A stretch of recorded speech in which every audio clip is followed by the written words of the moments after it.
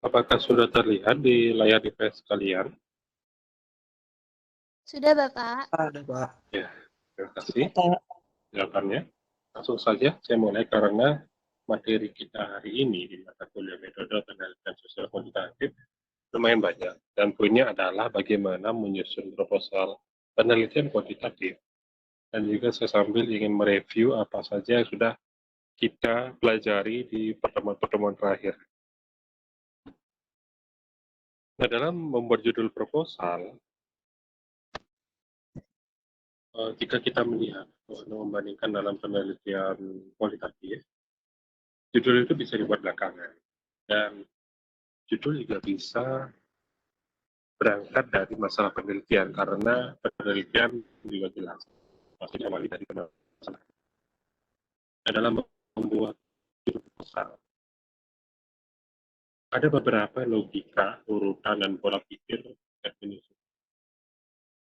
Yang pertama, terkait latar belakang, identifikasi masalah dan batasan masalah pada terdapat pada cara menyusun rancangan penelitian.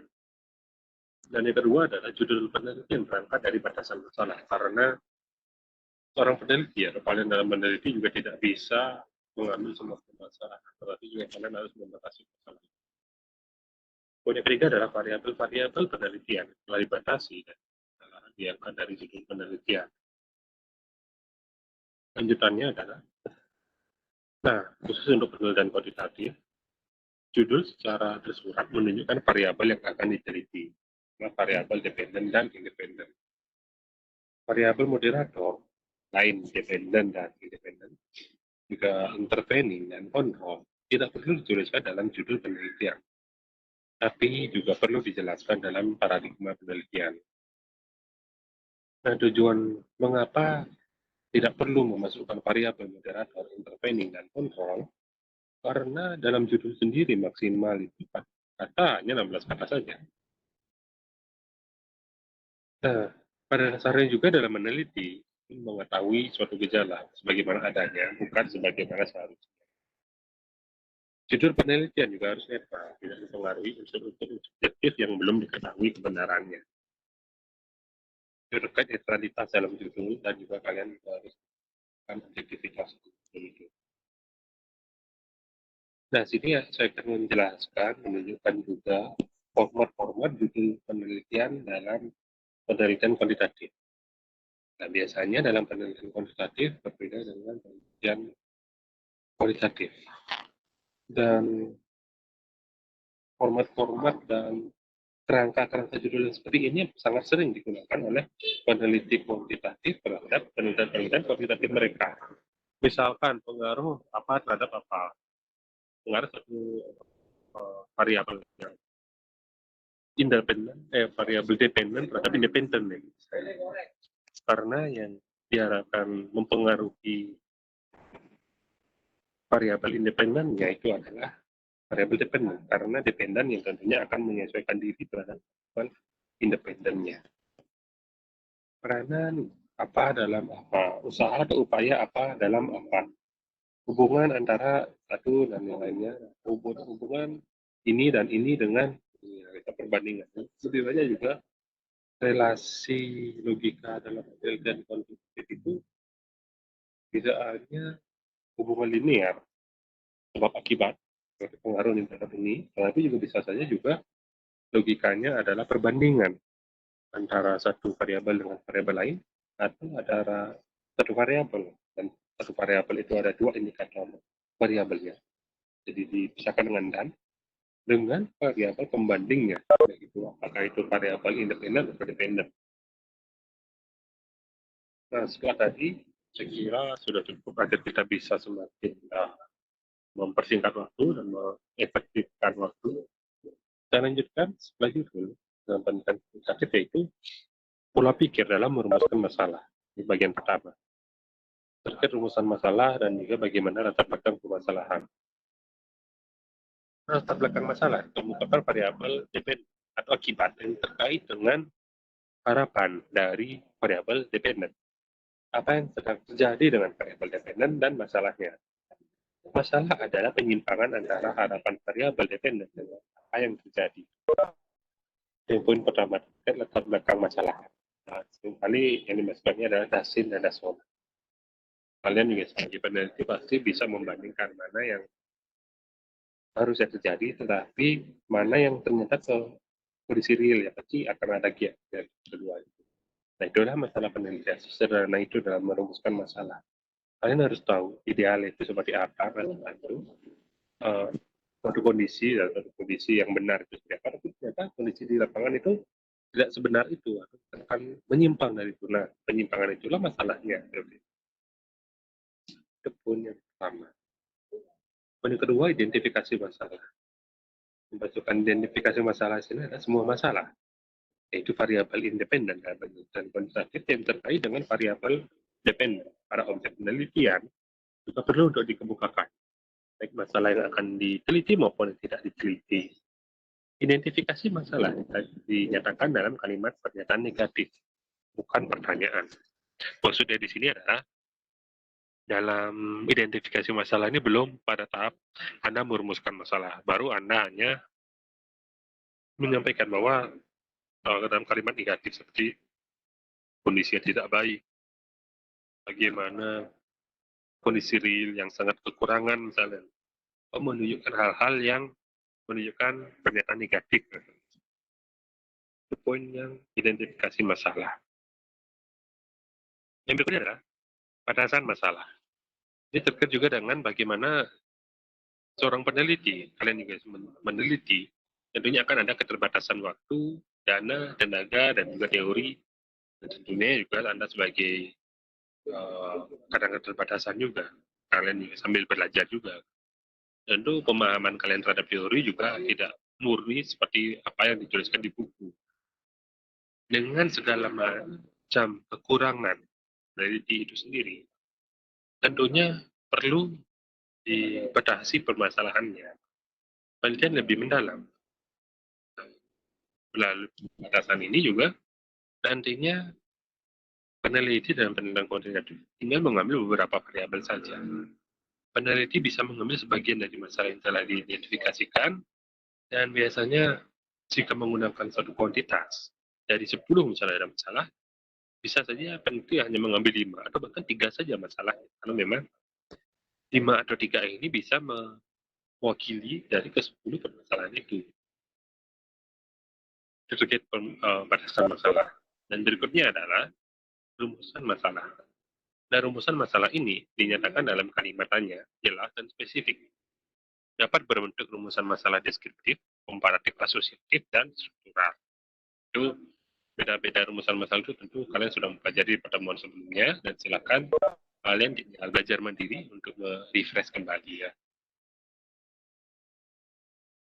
Nah, contoh-contoh rumusan masalah kuantitatif saya akan berikan sini 2 jenis rumus. Contoh rumusan masalah kuantitatif. Yang pertama, seberapa besar atau tinggi atau kuat bentuk pelayanan atau kinerja misalnya kalau dalam penelitian administrasi misalnya terhadap apa yang ingin diteliti, mungkin motivasi kerja yang paling sering biasanya dipakai sebagai variabel independen misalnya seperti itu. Nah, ini juga menunjukkan rumusan masalah berbentuk model hubungan antar variabel. Bagaimana hubungan variabel pelayanan atau kinerja terhadap motivasi kerja, nah, misalnya seperti itu. Untuk melihat hubungan itu. Yang berikutnya adalah model seberapa tinggi suatu gedung terhadap gedung di pinggirnya, di sebelahnya. Seperti itu. Kalau bukan teknik, atau apakah ada hubungan antara variabel pendidikan terhadap umur misalnya seperti itu yang terbukti secara empiris dan misalnya seperti itu. Nah, contoh-contoh itu adalah model hubungan struktur dengan dua variabel intervening. Kalau dimasukkan di sana dua variabel yang saling mempengaruhi. Jadi tidak hanya satu arah saja hubungannya. Seperti contoh yang pertama, tetapi antar variabel ini bisa saling mempengaruhi, itu variabel intervening.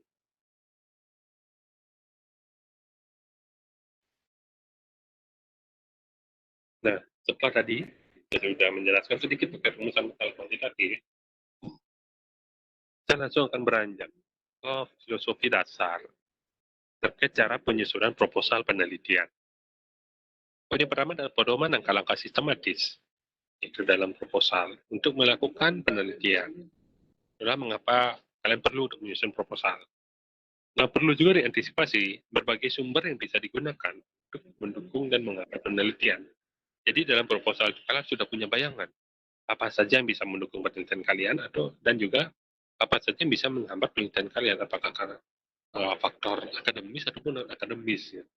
Karena kalian harus bisa memprediksi di proposal kalian meskipun mungkin tidak kalian tuliskan di proposal, tetapi di sana sudah bisa kalian punya bayangan. Jadi itulah gunanya pembatasan permasalahan kalian. Kedua adalah penelitian kuantitatif, berangkat dari permasalahan atau potensi. Jadi tidak mesti harus permasalahan, tapi bisa saja juga potensi. Masalah itu yang dimaksud masalah adalah penyimpangan, sebagaimana sudah jelaskan tadi. Nah, jika potensi itu adalah sesuatu bila diberdayakan, dia akan punya nilai tambah. Itu yang dimaksud dengan potensi. Harus ada nilai-nilai yang bisa diberdayakan agar pada akhirnya nilai itu punya nilai tambahnya. Ada sesuatu itu punya nilai tambahnya, maksud saya. Kode ketiga adalah rancangan penelitian kuantitatif harus dibuat logis dan sistematis sehingga pedoman mudah diikuti. Itulah mengapa juga kalian tidak perlu untuk menyusun rancangan penelitian yang terlalu ribet, terlalu banyak mengutip dari buku. Tetapi dengan semakin sederhana, tetapi tetap tidak meninggalkan aspek logis dan sistematis, tentunya itu akan semakin memudahkan kalian untuk melakukan penelitian. Rancangan dan juga pedoman bukan berarti adalah harus ribet mungkin, tetapi bagaimana caranya kalian menyederhanakan aspek teoritis dan pedoman-pedoman proposal nanti sambil setelah ini pasti ya, kalian akan ada latihannya untuk melatih diri kalian sebelum nanti di semester berikutnya kalian sudah mulai menyusun proposal ya. Nah, itulah mengapa kalian penting untuk bisa membuat tulisan kalian, format pedoman kalian itu dengan memenuhi filsafat logis dan sistematis ini. Poin yang terakhir, menyusun proposal penelitian ini adalah rancangan penelitian minimal berisi 4 komponen utama. Yang pertama adalah permasalahan, yang biasa di bab 1 ya. Pendahuluan itu penelitian pasti akan menjelaskan permasalahannya. Yang kedua adalah landasan teori atau pengujian hipotesis. Itu ada di bab yang kedua misalnya. Dan bab yang ketiga itu metode penelitian. Terkait bagaimana cara kalian melakukan penelitian itu harus jelas metodenya, harus bisa dibuktikan, dan jika orang lain ingin melakukan penelitian yang sama dengan kalian, dengan metode yang sama dengan kalian, jadi hasilnya tidak akan berbeda karena metodenya sudah benar. Ya. Berbeda halnya jika hasilnya sama tapi metodenya berbeda itu tidak mungkin seperti itu. Yang terakhir adalah jika ini terkait kalian menyusun proposal dan perlu untuk mendapatkan dana, baik itu kepada sponsor ataupun atasan kalian jika kalian sudah bekerja, perlu halnya untuk menyusun organisasi, yaitu siapa saja yang terlibat di sana, siapa ketua dan anggotanya, hingga jadwal penelitian, membatasi kapan saja penelitian itu dimulai dan kapan penelitian itu harus diakhiri, karena tidak ada batasan waktunya, tetapi harus dibatasi waktunya juga. Dan bagaimana juga pembatasan waktu itu berguna agar kalian semakin bisa membatasi diri dan mengefektifkan pelaksanaan penelitian itu. Terkait menyusun proposal. Ya. Nah, ini saya sudah fotokan dari buku Profesor Dr. Sugiono, metode penelitian kuantitatif terkait sistematika proposal penelitian kuantitatif. Silakan teman-teman bisa screenshot, karena ini akan berpengaruh pada tugas kalian nanti yang nanti akan saya jelaskan lebih lanjut. Ya, tidak spoiler ya. Silakan dan berikan waktu ya sekitar beberapa detik ke depan. Ya, sekira cukup. Kalian bisa melakukan screenshot terkait sistematika proposal penelitian kuantitatif ini.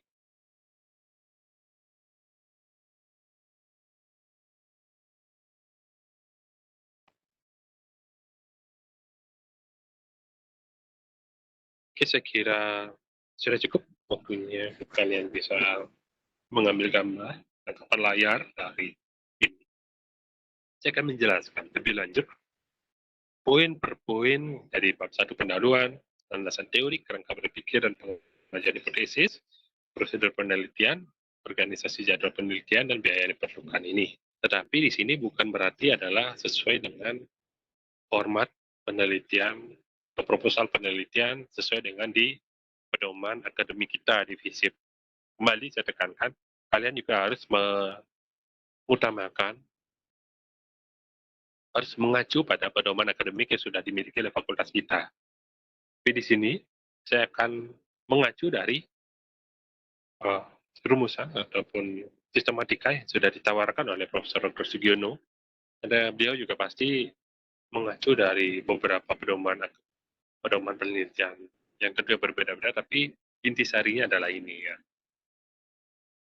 Saya langsung saya beranjak yang berikutnya yaitu pendahuluan. Nah, terkait pendahuluan, yang pertama tentunya latar belakang masalah dalam bab 1 ini, pendahuluannya. Latar belakang masalah ini bercerita terkait variabel dependen yang diharapkan dan sedang terjadi, dan tentunya masalahnya apa. Itu jelas dasin dan dasolennya apa. Nah, karena ada masalah, juga tentu perlu diteliti faktor penyebab dari masalah itu. Itu poin pertama, sudah jelas, kira ini sudah cukup sederhana bahasanya. Yang berikutnya adalah identifikasi masalah. Nah, poin pertama dalam identifikasi masalah itu dikemukakan atau diidentifikasikan semua faktor atau variabel independen yang menyebabkan variabel dependen itu bermasalah.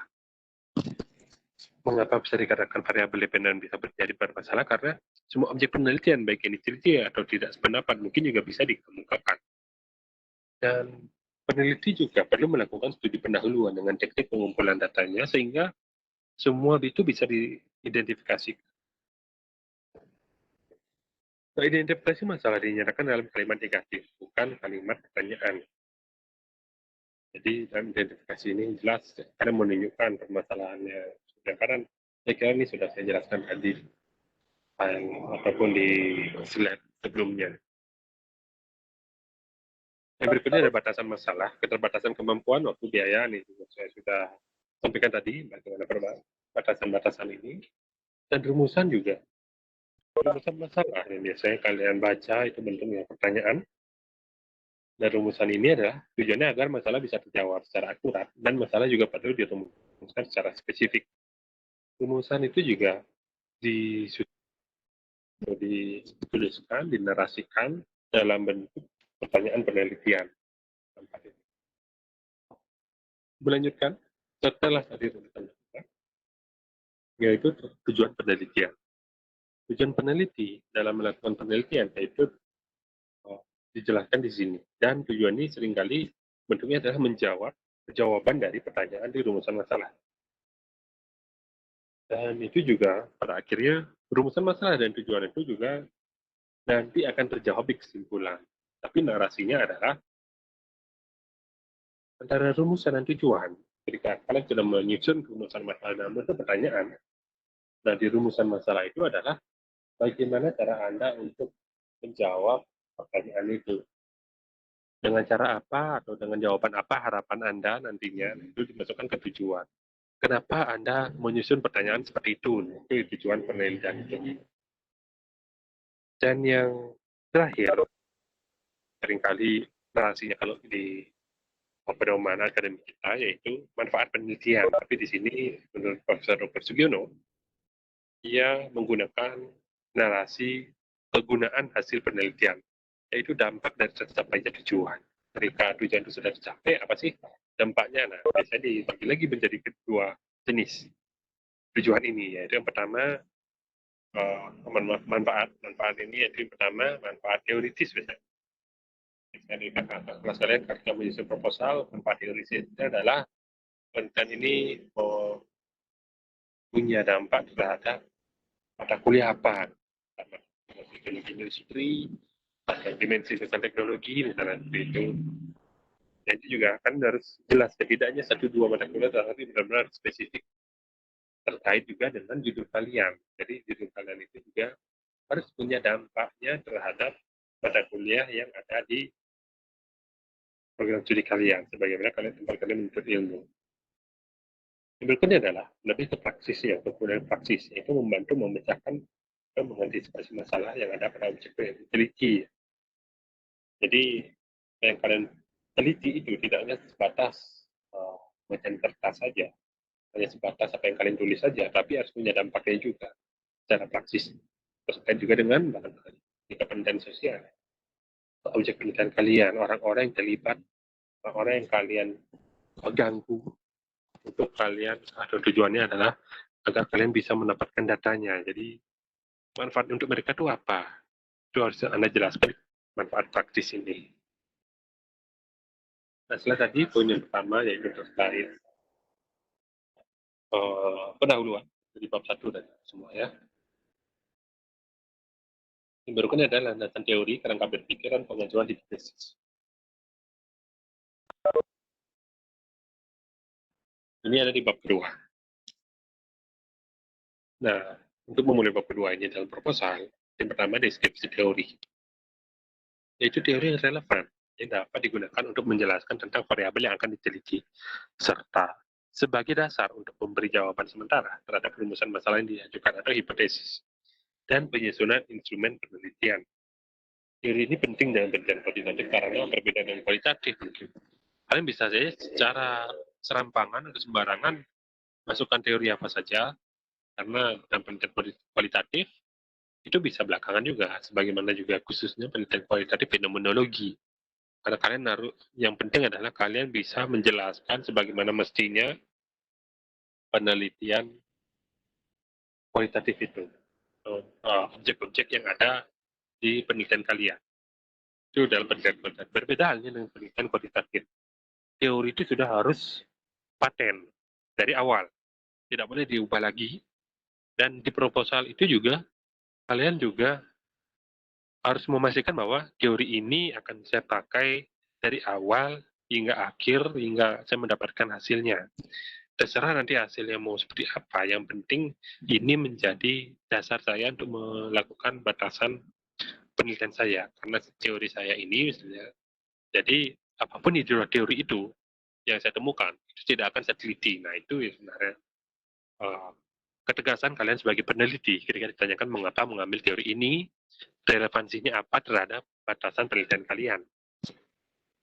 Seringkali, misalnya saya sedikit spoiler pengalaman juga kalian agar kalian tidak mengulang hal sama, misalnya karena memang tekanan-tekanan ketika ujian mengakibatkan konsentrasi buyar ya.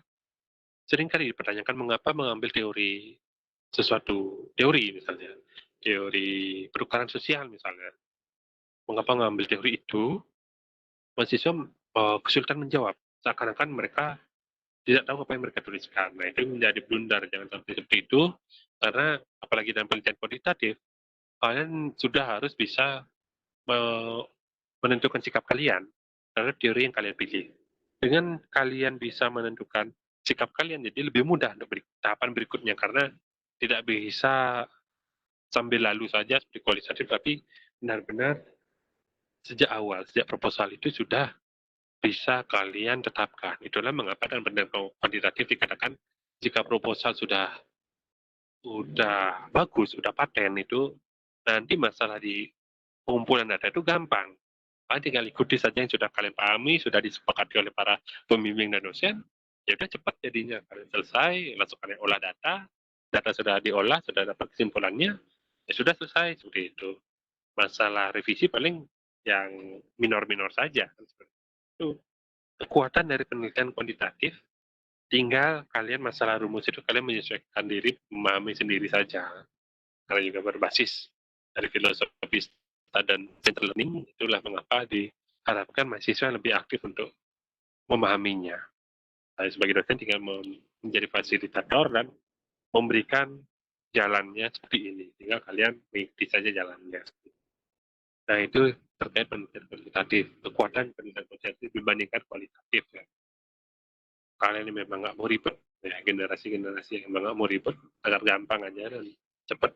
Datanya cepat, tinggal kalian sebar kuesioner, responden cepat menjawabnya, oke. Ya udah, ada alasan lagi untuk mempermasalahkan data jadinya. Data benar-benar data yang objektif, yang sudah bisa dipertanggungjawabkan cara Anda untuk mendapatkannya seperti apa, dan itu benar-benar sesuai dengan teori yang Anda gunakan. Nah, itu posisi teori ini. Jadi saya diambil kalian baca saja. Saya lanjutkan terkait kerangka berpikir. Ya, kerangka berpikir ini mungkin kalian sudah pernah membaca profesor kelas kalian. Itu juga bagaimana dibuatkan dalam bentuk kualitatif misalnya.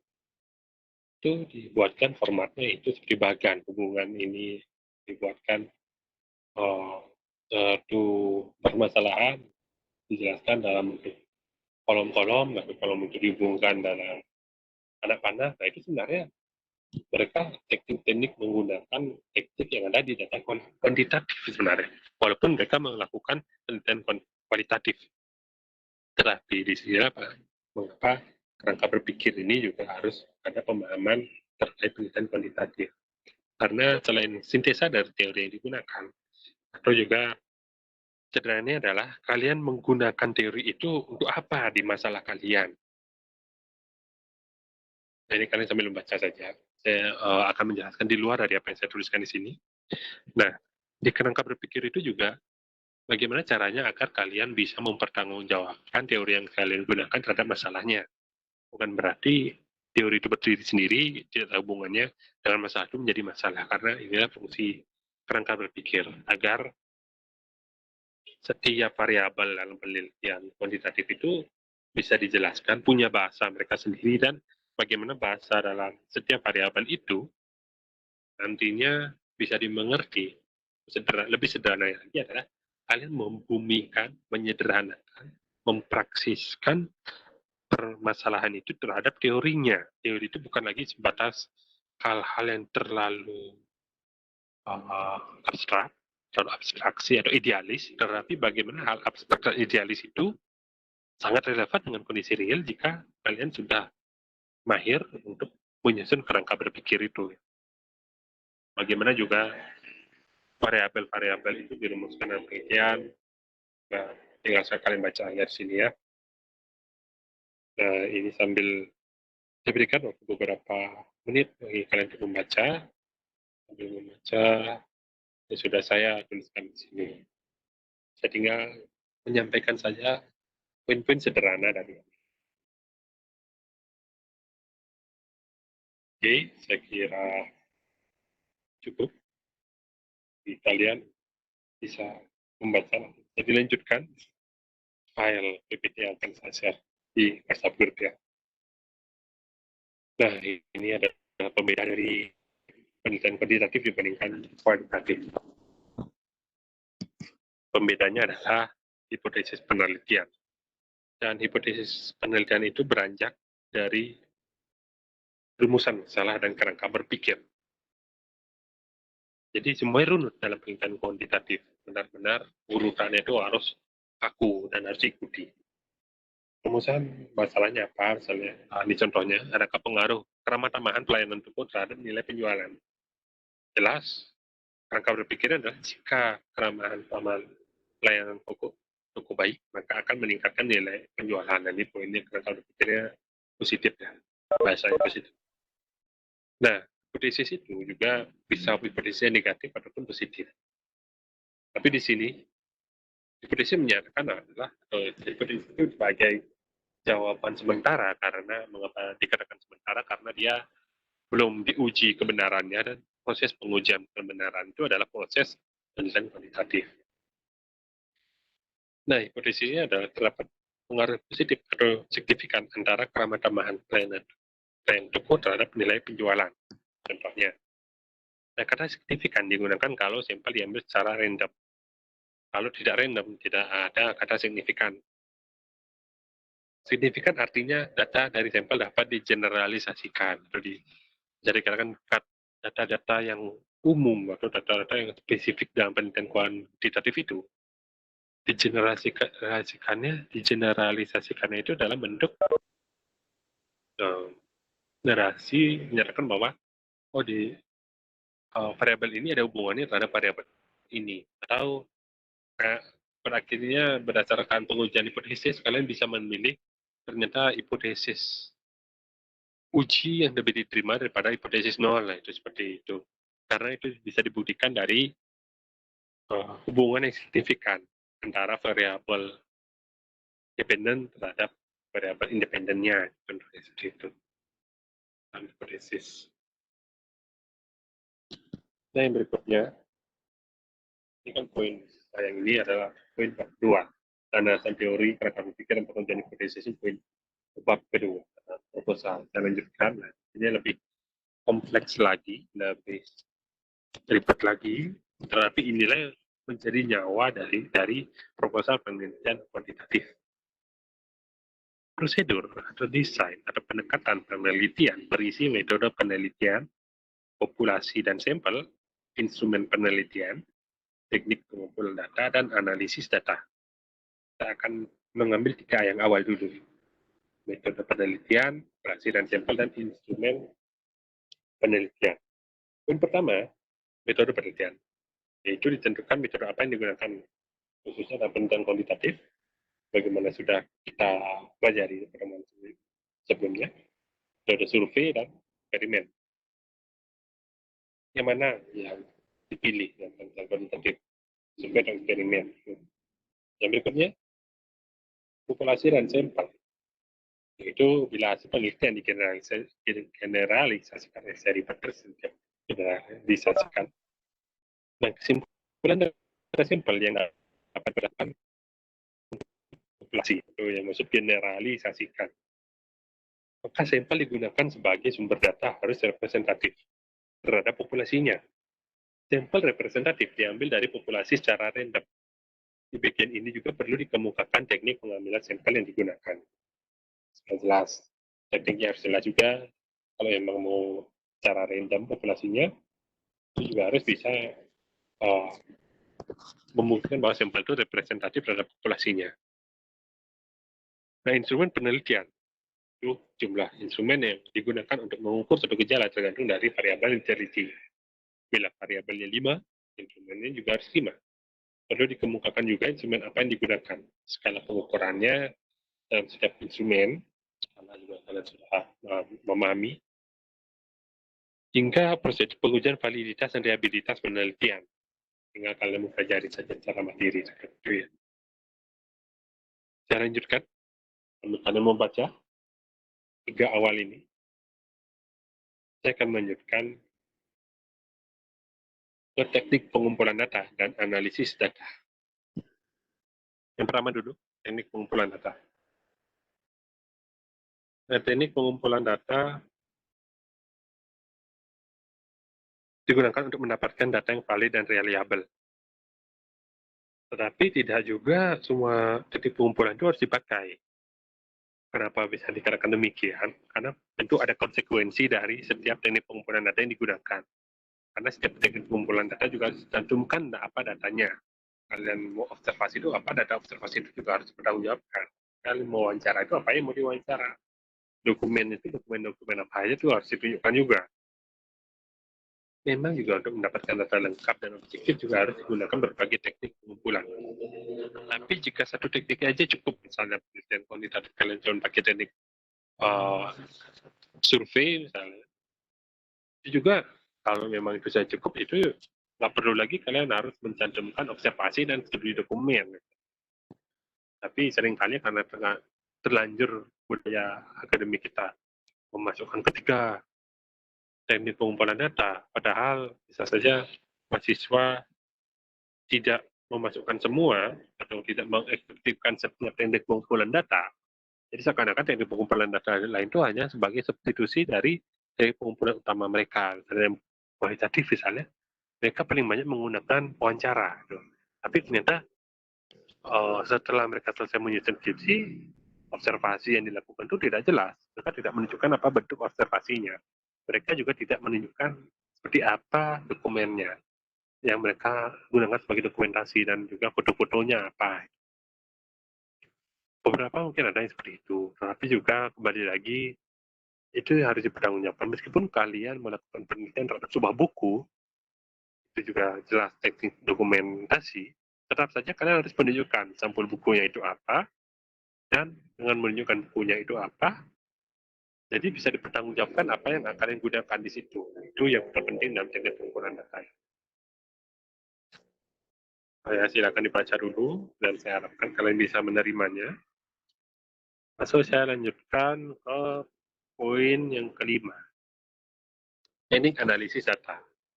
Nah, dalam pertanyaan kuantitatif, terkait juga dengan perhitungan jelas. Analisis data berbeda dengan analisis data dalam kualitatif. Seringkali dengan teknik triangulasi dan segala macamnya atau Miles dan Haberman yang seringkali digunakan kan seperti itu. Dan juga bentuk hipotesis apa yang diajukan akan mempengaruhi teknik statistik yang digunakan. Nah, sejak membuat rancangan, teknik analisis data ini juga harus bisa ditentukan. Peneliti bisa saja dalam penelitian kualitatif tidak membuat hipotesis. Saya pun di skripsi saya, meskipun saya sampaikan bahwa saya menggunakan teknik kuantitatif, tapi saya tidak gunakan hipotesis. Boleh kok. Seperti itu. Nanti kalian bisa cek aja di skripsi saya di perpustakaan. Saya menyampaikan teknik saya itu kualitatif, tapi menggunakan data kuantitatif. Tapi waktu ujian juga dipertanyakan mengapa tidak menggunakan hipotesis. Nah, pembimbing saya menyatakan, nah mesti kamu menggunakan hipotesis. Sampaikan saja di sini metodemu kualitatif dengan didukung data kuantitatif. Nah, seperti itu. Jadi kalian tidak mesti harus tidak kualitatif ya kualitatif saja. Kualitatif itu bisa cuma wawancara aja gitu. Bisa saja kan kalian seperti saya. Saya itu kualitatif, tapi saya menggunakan tekniknya teknik survei, menyebarkan kuesioner bisa juga ya seperti itu. Jadi nanti pengolahan datanya menggunakan skala Likert dari hasil kuesioner itu. Kalian juga tidak seperti kuantitatif harus melakukan uji T, uji segala macam, tidak mesti. Saya juga seperti itu, hanya dari bagaimana skor yang dipilih oleh para responden, dari skor itu saya ambil hasilnya berapa, saya tabulasikan sederhana sekali, bahkan tanpa menggunakan Excel seperti itu. Saya langsung tabulasikan, dan dari hasil tabulasi itu, saya bisa mendapatkan hasilnya, ternyata informan saya itu menyampaikan mereka lebih banyak memilih jawaban apa, seperti itu. Jadi kita tidak lagi perlu capek-capek merekam, mendengarkan ulang kata-kata yang sama dalam wawancara, kan seperti itu kalau wawancara. Tapi dengan cara yang skripsi saya tinggal menyusun saja kuesionernya, lalu dari hasil kuesioner yang sudah tentunya menggunakan skala Likert, karena saya sudah mengerti skala Likert, itu saya ambil skornya berapa, nah itu juga bisa saja ya. Dan itu akhirnya juga diterima juga oleh penguji-penguji saya, kebetulan saat ini menjadi kolega saya di dosen di Prodi kan. Nah, dengan cara seperti itu, meskipun memang tidak semua orang bisa terima hal seperti itu. Kalian kalau mau nekatnya boleh aja seperti itu, tapi kembali lagi perlu mental yang lumayan juga untuk menyatakan bahwa hal demikian juga bisa saja dilakukan. Nah, mesti yang namanya kualitatif itu harus wawancara saja. Tapi boleh saja kok pakai teknik pengumpulan data kuantitatif, meskipun tetap kita pengolahan data yang secara kualitatif seperti itu. Nah, kembali di teknik analisis data, jika hanya rumusan masalah dijawab tanpa hipotesis, ya, sulit untuk membuat generalisasi sesuai dengan metodologi kualitatif. Sehingga kesimpulan dihasilkan hanya dapat berlaku untuk sampel yang digunakan, sebagaimana saya sudah jelaskan tadi. Dan juga tidak bisa diberlakukan terhadap populasi, karena itu juga hanya berlaku terhadap sampel terbatas itu saja, tidak boleh, karena tidak akan relevan, tidak bisa signifikan terhadap populasi. Nah, yang terakhir, sebelum kita ke penutup, dan sebelum saya menyampaikan nanti penutup ada tugas yang kalian kerjakan. Ini adalah terkait proposal penelitian kualitatif. Jika proposal itu dilaksanakan, kalian yang punya organisasi, kalian yang barangkali bekerja dalam satu lembaga penelitian independen misalnya, kalian membutuhkan pendanaan, nah inilah yang penting, yaitu organisasi dan dana jadwal penelitian. PPKM misalnya, ini juga PPKM juga seperti ini. Organisasi penelitian diperlukan jika penelitian dilakukan secara tim atau kelompok. Nah, minimal ada ketua yang bertanggung jawab dan anggota yang membantu ketua yang bertanggung jawab itu ke organisasi sejelasnya. Yang berikutnya adalah jadwal penelitian dalam rancangan penelitian. Berisi kegiatan apa saja yang akan dilakukan dan berapa lama akan dilakukan. Di jadwalnya sudah jelas. untuk membatasi kapan mulainya, kapan berjalannya, dan kapan berakhirnya penelitian itu. Biaya penelitian ini terakhir, jika misalnya kalian membutuhkan dukungan dana, itu dari pemberi dana dari suatu institusi, misalkan kalian mengajukan penelitian PKM ke universitas, dan agar universitas meloloskan dan memberikan kalian dana itu, itulah mengapa pentingnya kalian menyusun biaya penelitian ini. Jumlah penelitian yang diperlukan tergantung pada tingkat profesionalisme tenaga peneliti dan pendukungnya. Ini biaya saya tingkat honorarium. Ya.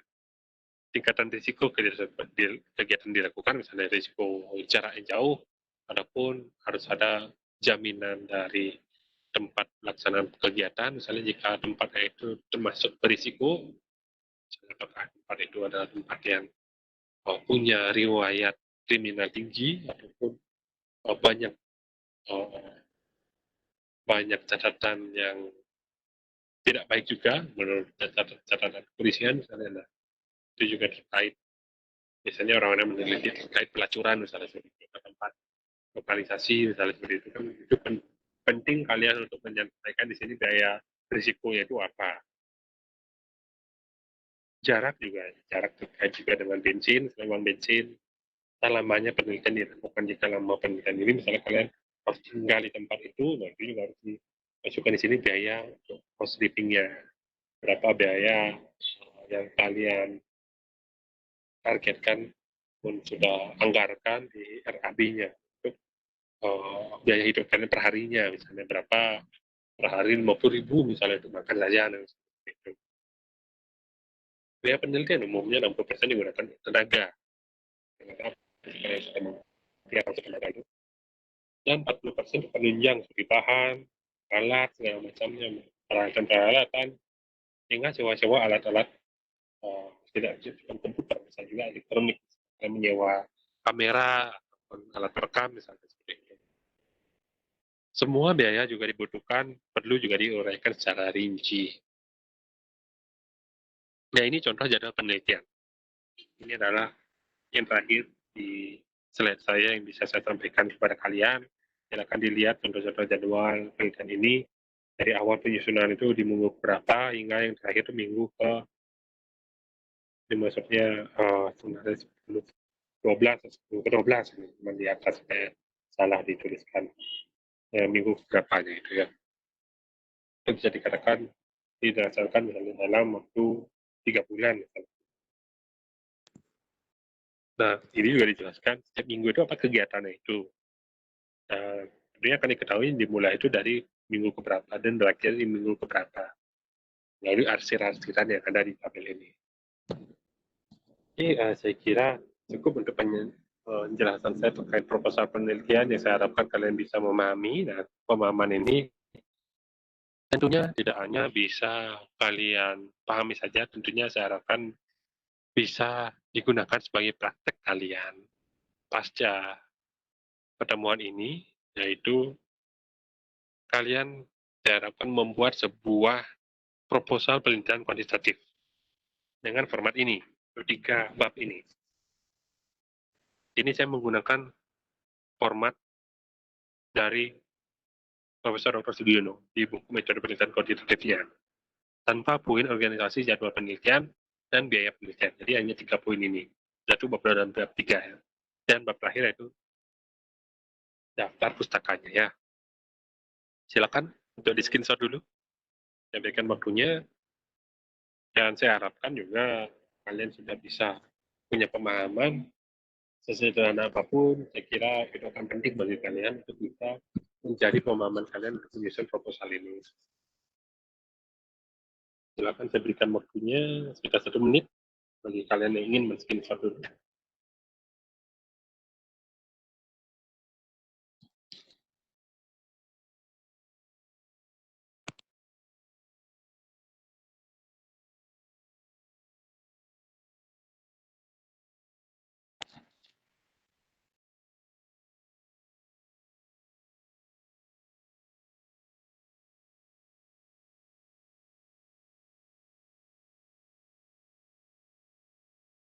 Saya kira cukup kalian men-screenshot. Nah, prosedur kalian melakukan ini mulai dari berakhirnya pertemuan kita hari ini hingga nanti di jadwal UAS, karena ini saya harapkan kalian kumpulkan di jadwal UAS sebagai pengganti dari UAS kalian. Nilai UAS kalian dinilai dari proposal ini. Nah, ini sistematika penulisannya. Terkait isi, fontnya apa saja, ukuran fontnya berapa, spasinya berapa, marginnya sudah jelas sesuai dengan aturan penulisan ilmiah ya.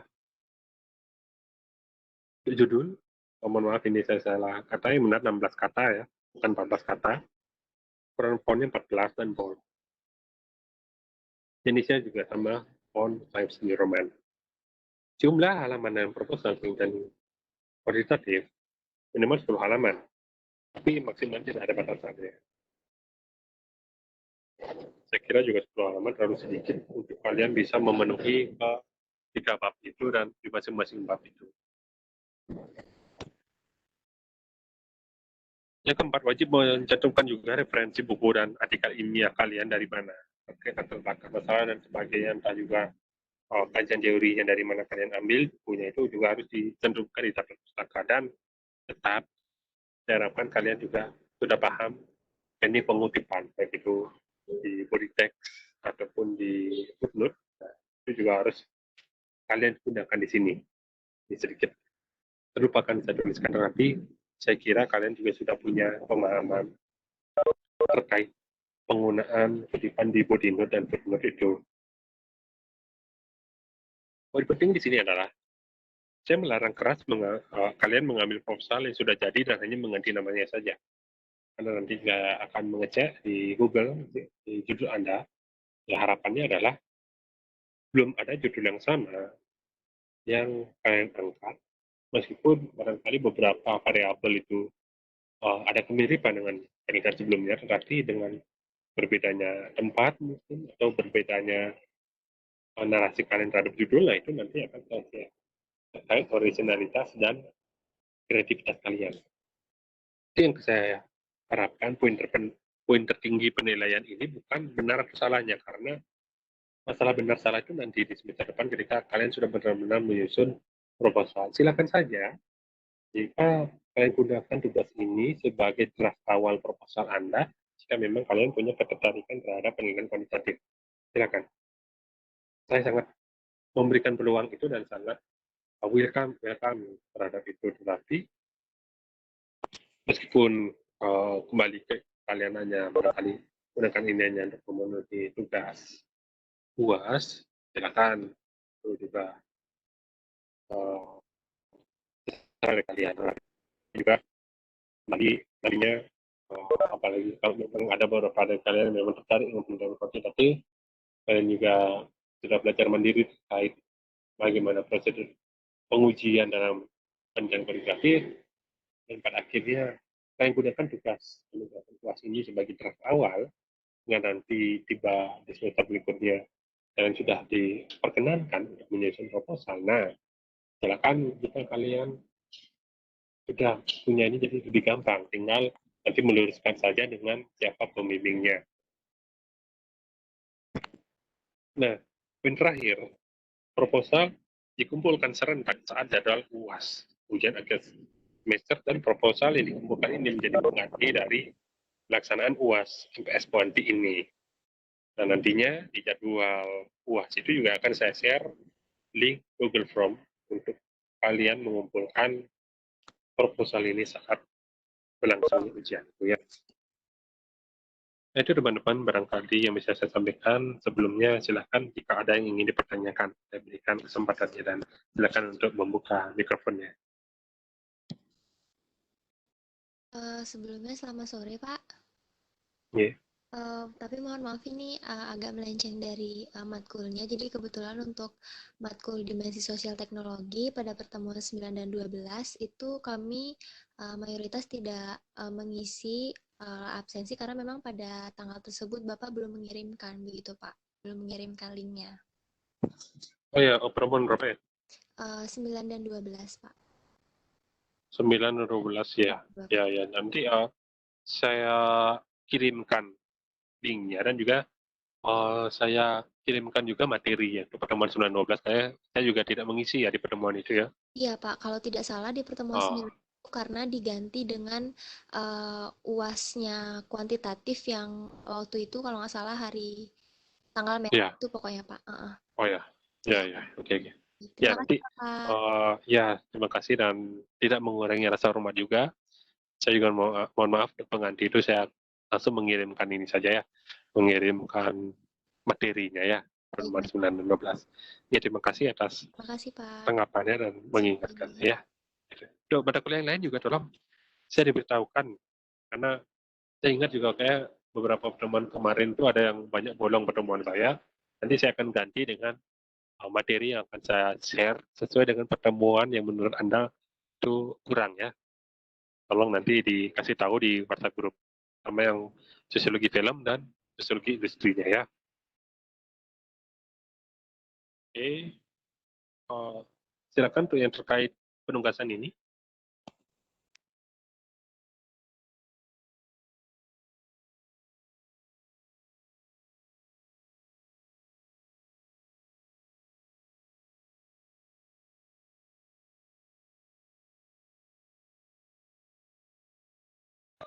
Selamat sore, Pak.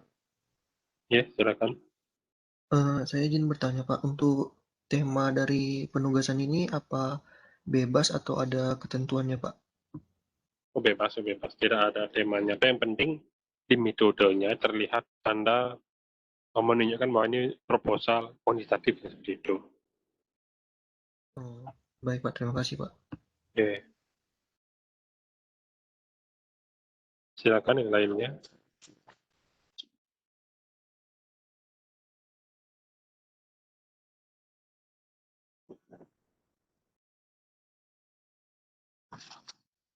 Mas Fajar, hati-hati dong.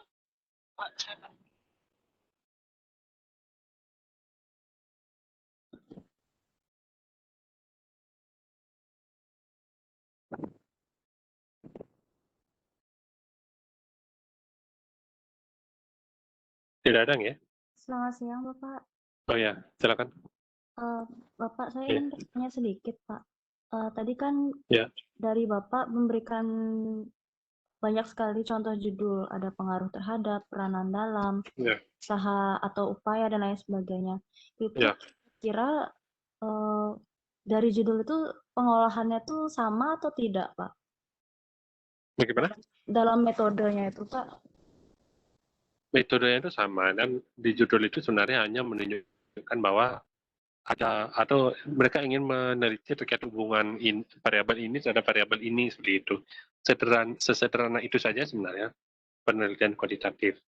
Mereka menunjukkan bagaimana hubungan variabel dependennya, variabel bebasnya terhadap variabel terikatnya itu apa seperti itu. Itu berbeda dengan kualitatif kan. Kualitatif itu seperti judul novel ya, seperti judul cerita, yang menceritakan relasi ini atau dalam di daerah ini misalnya. Berbeda halnya dalam kuantitatif. Itu kalian seperti membandingkan, ada dua perbandingan ini dan dalam perbandingan ini ada masalahnya seperti